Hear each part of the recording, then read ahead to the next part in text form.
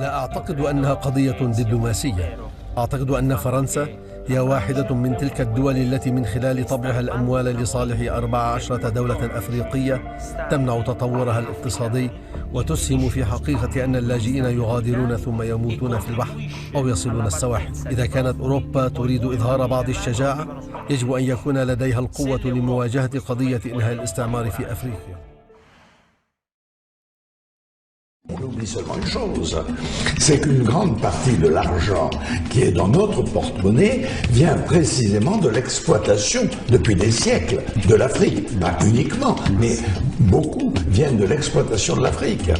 Alors, il faut avoir un petit peu de bon sens, je ne dis pas de générosité, de bon sens, de justice pour rendre aux Africains, je dirais, ce qu'on leur a pris, d'autant que c'est nécessaire si l'on veut éviter les pires convulsions ou difficultés avec les conséquences politiques que ça comporte dans le prochain.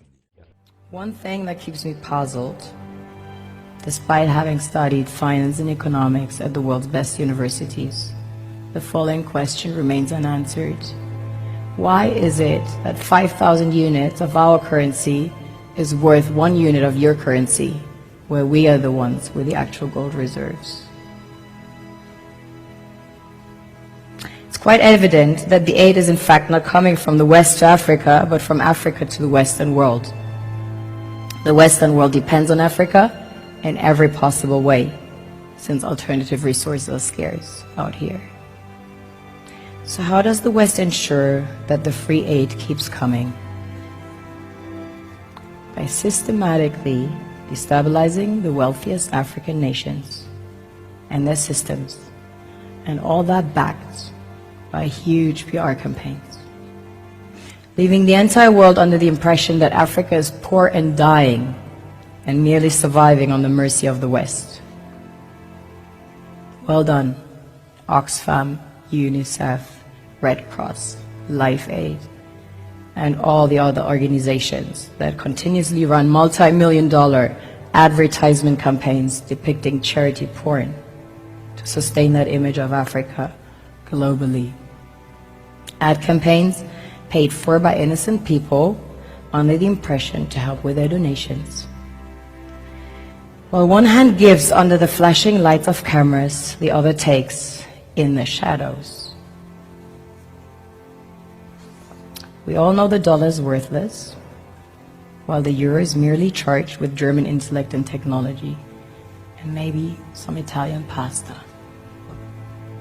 How can one expect donations from nations that have so little?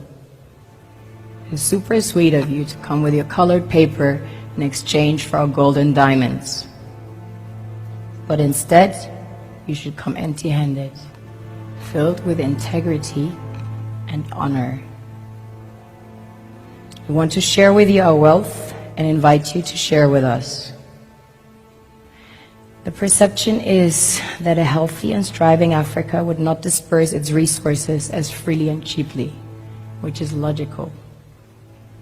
Of course, it would instead sell its resources at world market prices, which in turn would destabilize and weaken Western economies, established on the post-colonial free meal system. Last year, the IMF reports that 6 out of 10 of the world's fastest growing economies are in Africa, measured by their GDP growth. The French Treasury, for example, is receiving about $500 billion year in, year out, foreign exchange reserves from African countries based on colonial debt they forced them to pay. This is what happens in the human world, the world we have created.